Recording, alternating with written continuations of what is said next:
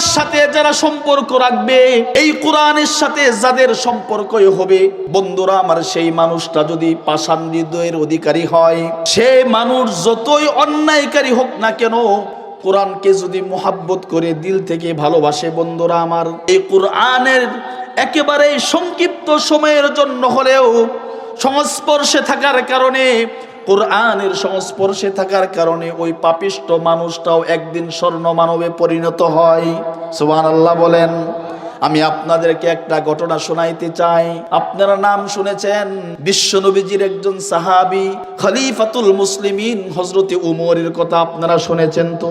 হযরতে উমর ইসলাম গ্রহণের আগে যত বড় জালিম হওয়া একজন মানুষ, যত বড় জালিম হতে পারে, হযরতে উমর ইসলাম গ্রহণের আগে সবচাইতে বড় জালিম ছিলেন। হযরতে উমর ইসলাম গ্রহণের আগে একজন অমানুষ যত একেবারে খারাপ হতে পারে, হযরতে উমর ছিলেন এমন পর্যায়ের একজন মানুষ। খোলা তরবারি নিয়ে হযরতে উমর আল্লাহর রাসূলকে হত্যা করার জন্য যায়।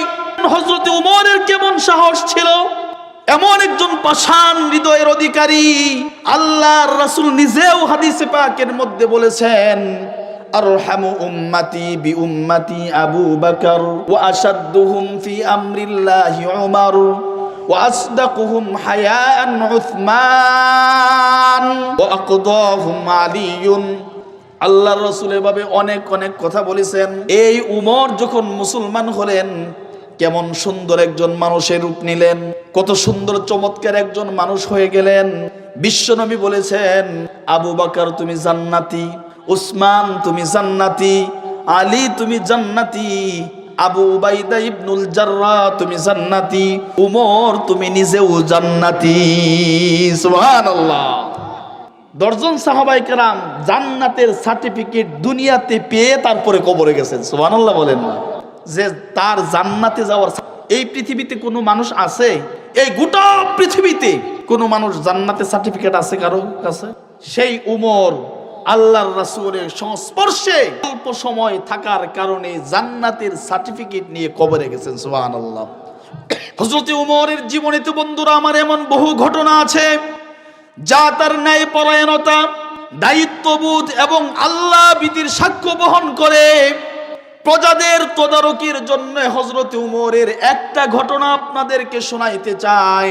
খলিফাতুল মুসলিমিন হযরত উমরের চিরাচরিত অভ্যাস ছিল, যখন খলিফা নিযুক্ত হলেন, বন্ধুরা আমার, চিরাচরিত অভ্যাস ছিল রাত্রির গভীরে, বন্ধুরা আমার, হযরত উমর রাস্তায় বের হয়ে পড়তেন, মদিনার অলিগলিতে ঘুরে বেড়াতেন তার প্রজাদের অবস্থা দেখার জন্য। হযরত উমর একদিন রাত্রিবেলায় মদিনার রাস্তায় বের হয়েছেন, হাঁটতে হাঁটতে বহু দূর পর্যন্ত গেলেন। এক বাড়ির সামনে গিয়ে দাঁড়াইলেন হযরত উমর। দেখতে পেলেন একজন মহিলা, বন্ধুরা আমার, চুলার ভিতরে পাতিল দিয়ে কি যেন রান্না করতেছে। মহিলার আশপাশে কয়েকজন বাচ্চা বসে বসে ক্রন্দন করতেছে আর বলতেছে, মা ক্ষুধা লাগছে, খাবার দাও। মা বলতেছে, বাবা এই তো খাবার হয়ে গেছে, এই তো খাবার হয়ে গেছে। এই বলে মহিলা তার বাচ্চাদেরকে সান্ত্বনা দিচ্ছে। খুব ভালো করে বুঝবেন বন্ধুরা আমার, মহিলা অনেকক্ষণ যাবৎ চুলার ভিতরে পাতিল দিয়ে রান্না করছে, কিন্তু পাতিল আর চুলা থেকে নামায় না। হযরত উমরের মনে কৌতূহল জাগলো, মহিলা কি রান্না করে দেখি তো। কাছে গিয়ে দেখলেন মহিলা পাতিলের ভিতরে কোনো কিছু রান্না করতেছে না, শুধু পানির ভিতরে কয়েকটা পাথর দিয়ে বসাইছে, আর কিছুই নাই, খাবার বলতে কোনো কিছুই নাই। হযরত উমর জিজ্ঞেস করলেন, মা পাতিলের ভিতরে পাথর দিয়ে কি রান্না করতেছেন? মহিলা উমরকে উত্তর দে, বাবা এত রাত্রিতে, রাত্রির গভীরে তুমি কোথায় থেকে আসছো?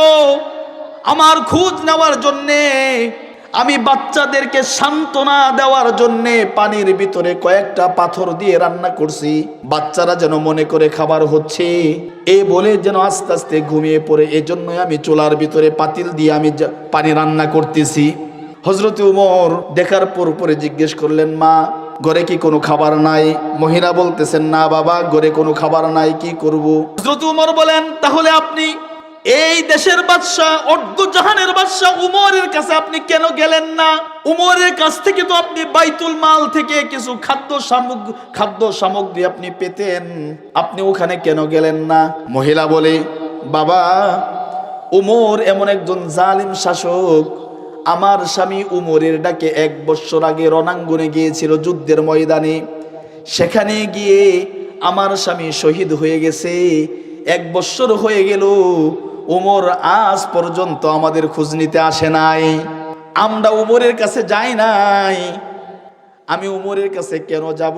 উমর তো আমার বোঝা অনেক ভারী করে দিয়েছে। কিয়ামতের ময়দানে আল্লাহর কাছে উমরের বিরুদ্ধে আমি নালিশ দাঁড় করাবো। হযরতে উমর কথাগুলো শুনে বন্ধুরা আমার আবেগপুত হয়ে গেলেন। বলতেছেন, মা আপনার কষ্ট করতে হবে না, অল্প সময় অপেক্ষা করুন। এ বলে হযরতে উমর বাইতুল মালে চলে গেলেন, রাষ্ট্রীয় কোষাগার। রাত্রির গভীরে রাষ্ট্রীয় কোষাগার থেকে, বাইতুল মাল থেকে 1 বস্তা আটা, একটা আটার বস্তা হযরতে উমর মাথায় নিয়ে রাত্রির গভীরে যখন মরুভূমি দিয়ে হাঁটে হেঁটে আসে মহিলার বাড়িতে, হযরতে আসলাম রাদিয়াল্লাহু আনহু বলেন, আমিরুল মুমিনিন, এ রাত্রির গভীরে আপনি আটার বস্তা নিয়ে কোথায় যাচ্ছেন? হযরতে উমর কোন কথা বলেন না, চোখ দিয়ে পানি জড়াচ্ছে। এক পর্যায়ে হযরতে আসলাম বলেন, আমিরুল মুমিনিন, আমাকে আটার বোঝাটা দেন, আপনি কোথায় নিয়ে যাবেন আমি নিয়ে যাই। উমর বলে, ওরে আসলাম, কিয়ামতের ময়দানে আমার গুনার বোঝা কি তুমি বহন করবা? হযরতে আসলাম কিছুই বলেন না, চুপ করে আছেন। হযরতে উমর আটার বস্তা নিয়ে মহিলার দরবারে গিয়ে নিজ হাতে রান্না করে, নিজ হাতে রুটি বানিয়ে বাচ্চাগুলোকে খাওয়াইলেন। বাচ্চারা যখন হাসতেছে হযরতে উমরও হাসে। এক পর্যায়ে বন্ধুরা আমার হযরতে উমর মহিলাকে বলে, মা সকাল বেলায় রাষ্ট্রীয় বাহিনী আপনাকে নিতে আসবে, সকাল বেলায় আপনি খলিফাতুল মুসলিমিন হযরতে উমরের কাছে যাবেন, আপনার যা প্রয়োজন পড়ে তাই নিয়ে আসবেন। এ কথা বলে হযরতে উমর চলে যাওয়ার সময় মহিলা বলে, বাবা তোমার বাসা কোথায়, তোমার বাড়ি কোথায়, এত রাত্রির গভীরে তুমি কেন আমার কাছে এসেছো বলো দেখি। উমর যদি এই দেশের রাষ্ট্রনায়ক না হয়ে তোমার মতো একজন লোক যদি রাষ্ট্রনায়ক হতো কতই না ভালো হতো। হযরতে উমরের কাছে বলে, হযরতে উমর কিছুই বললেন না বন্ধুরা আমার। এক পর্যায়ে হযরতে উমর চলে গেলেন। সকাল বেলায় রাষ্ট্রীয় বাহিনী এসে মহিলার বাড়ির সামনে উপস্থিত। মহিলা, আমিরুল মুমিনিন তার কাছে আপনাকে নিয়ে যেতে বলেছেন। মহিলাকে যখন রাষ্ট্রীয় বাহিনীরা হযরতে উমরের কাছে নিয়ে যায়, বন্ধুরা আমার ইতিহাসের কথা আপনাদেরকে শোনাচ্ছি। মহিলা গিয়ে দেখেন রাত্রের গভীরে যে মানুষটা মহিলার কাছে এসেছিল তার অবস্থা জিজ্ঞেস করার জন্য, ওই মানুষটাই পার্লামেন্টের চেয়ারের ভিতরে বসা। সুবহানাল্লাহ বলেন। হযরতে উমর মহিলাকে দেখেই এই চেয়ার থেকে নেমে মহিলার কাছে যায়, গিয়ে বলতেছেন, মা গতকালকে তো আপনি আমাকে বলছেন যে আপনি উমরের বিরুদ্ধে আল্লাহর কাছে আপনি বিচার দিবেন।